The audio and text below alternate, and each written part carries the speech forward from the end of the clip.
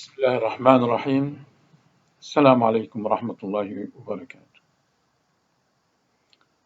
This is episode number 11.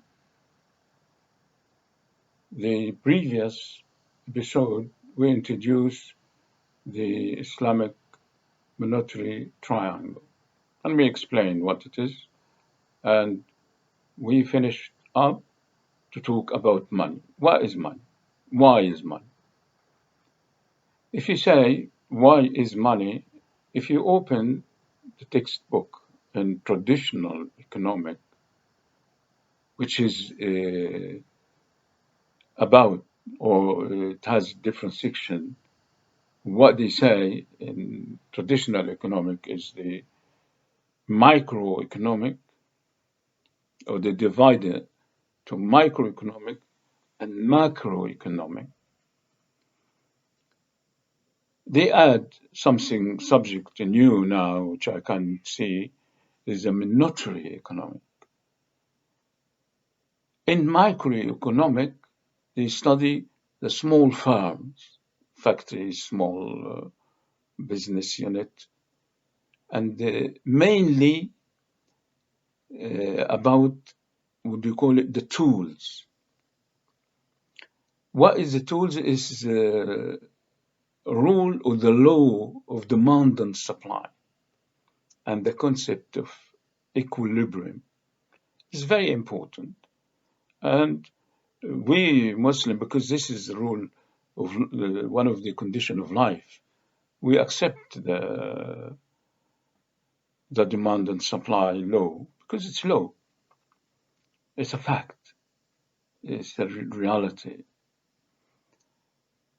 The demand and supply, actually the relation between goods and money, where you reach an equilibrium. It's a big subject, not as simple as that, but this is it. It's a relation between money and goods. One X represents goods and one X represents money, and the whole concept is you reach equilibrium when things is abundant too much, you will find the price is low. When things is scarce, you will find the price is high. And between the supplier and who produce and demander who go buy, you meet in price that called the equilibrium. Then the whole basic microeconomic built in one axis represent money. Then that's why money. Everybody in the world today uses money. This is why money. Do you know anybody? Anybody knows somebody who doesn't use money? Me, maybe very rare, but money is very important. That's microeconomic. Macroeconomic about the whole economy. The whole economy, they start with money.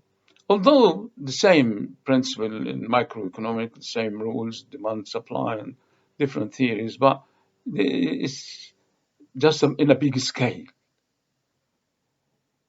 Then when you open the textbook of macroeconomic, which is deal with the economy, the whole economy of the country or bigger economy, is they talk about money. They have to talk about money. I would add in this field, if you don't understand money, you have no hope to understand economic. Economic means money. When they talk about money, they don't talk in the scale how money is important. To me, I can say they don't want to say much about money. They don't want people to know much about money because they use money for their own benefit. We will see that later on. But macroeconomic start with the subject of money. They say first, what is money? Some people, which try to escape from that in a clever way, say money what money does. That's no definition. It's just try to escape from the subject by putting that slogan, what is money? What money does. Like I say, I ask you, what describe me or define a chair. Say what the chair does. It's not. That's not the way to explain or to define chair. So it's not the way to define money. I know because it's very difficult today to define money. That's why they find this as a escape route. What money? Money? What money does? That's not. It's not acceptable. It doesn't explain. Okay, that's one thing. But to be honest, you go furthermore and say the function of money, and here we can start to talk serious. The function of money. What is the function of money? They say, all of them agree, there is four function of money. Four function of money. That money does these four jobs. What those four function of money? To make it easy and more understandable, I reduced it to two function only. But every function have a condition rather than four function. It's the same. We cover the same thing, but it's easy to understand, it's more realistic, it's easy to remember. What is the four or the two function of money? The first function is medium of exchange. Money function as a medium of exchange. What is a medium of exchange? If you, for example, like an orange or dates, and somebody else want shoes, and somebody else want a watch, for example. The one who have the orange want to go and buy shoes, he needs a huge amount of orange. And the one who sells the shoes doesn't want all this orange. It's the same. The one who does the shoes, he want to buy a watch. And the one who sells the watch maybe doesn't need the shoes. Then you need something common. All of them agree to sell with these things in order for the one who sell or buy one goods, he can get the price or the money and come go and buy this thing is the medium of exchange to buy anything else. That's we call it the medium of exchange. Second function, or according to me, a condition for that medium exchange has to be a unitive account. If you say, for example, at the old days, they used to trade by cattle as a medium of exchange. But how can you have a half cattle or a quarter of a cattle? You have to have that medium of exchange suitable to be divided in a small and equal standard unit. We call it the unit of account. Then we are now about two function or one function and the condition.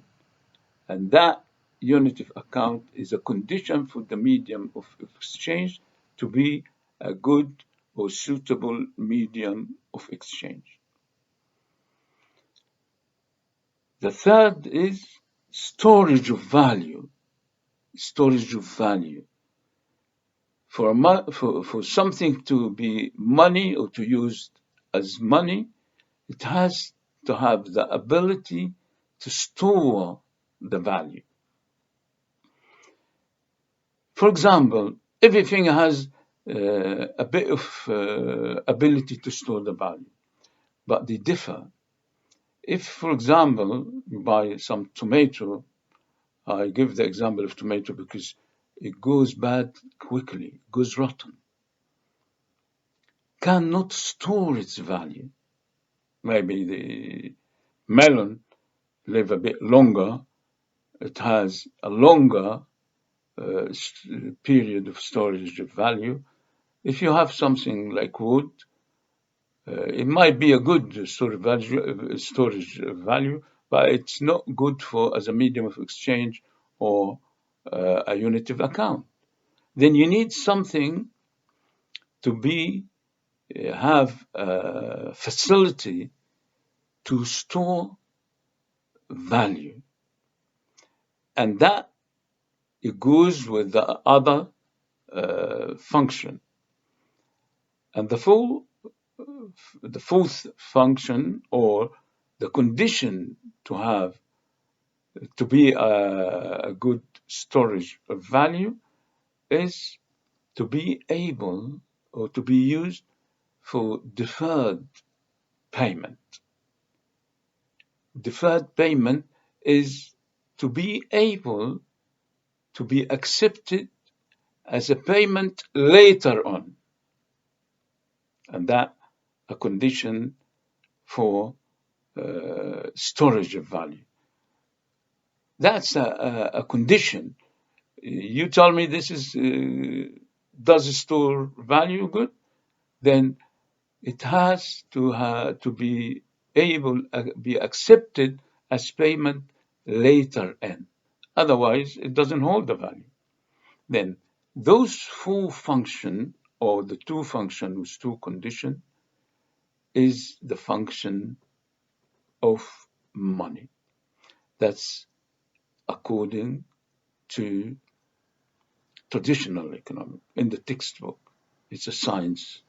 We accept those because this is reality.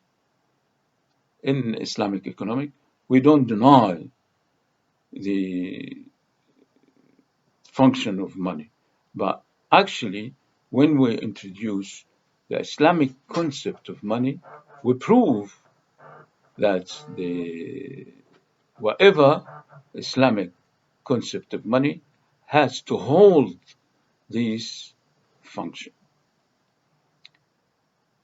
Inshallah, for next episode, we'll move on a bit to explain what more about money.